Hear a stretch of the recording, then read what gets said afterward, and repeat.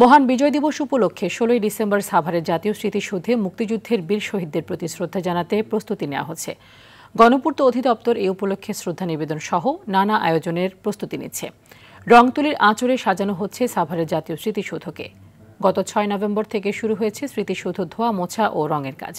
আশুলিয়া থেকে ওমর ফারুকের পাঠানো তথ্য ও চিত্রে আরো জানাচ্ছেন লিওন আজাদ।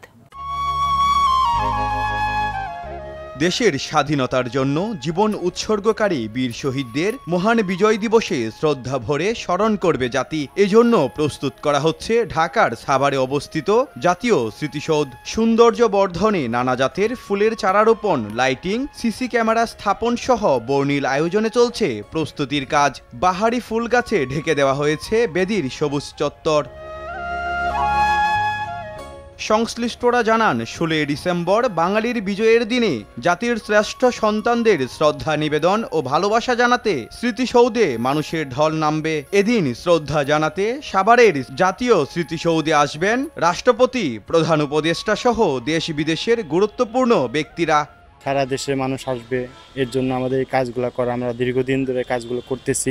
মাননীয় প্রধান উপদেষ্টা ফুল দিবেন এবং মাননীয় প্রেসিডেন্ট সাহেব পুষ্পবৃত্তিতে ফুল দিবেন। রং তুলি কাজ চলতেছে, ঘাস কাটা, বিভিন্ন রকমের কাজ করতেছে। রাস্তার আশপাশে পরিষ্কার করা, ধোয়া মোছার কাজ, তারপর ইলেকট্রিকের কাজ, আমাদের প্রায় গণপত্তর প্রায় কাজ, সব ধরনের কাজই প্রায় শেষের পর্যায়ে আর কি। আগামী ১৪ই ডিসেম্বরের মধ্যে প্রস্তুতি সম্পূর্ণ হবে বলে জানান গণপূর্ত বিভাগের এই কর্মকর্তা। এখন পর্যন্ত ৮৫ থেকে ৯০% পর্যন্ত কাজ কমপ্লিট হয়েছে। আমরা যথাসময় আমাদের যে টার্গেট ১১-১২ তারিখের মধ্যে আমরা সম্পূর্ণ কাজ শেষ করতে পারবো ইনশাল্লাহ।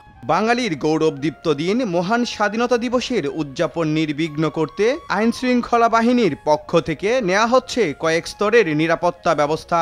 যথাযোগ্য মর্যাদায় দিবসটি উদযাপনে চলছে স্মৃতিসৌধের সৌন্দর্য বর্ধনের কাজ।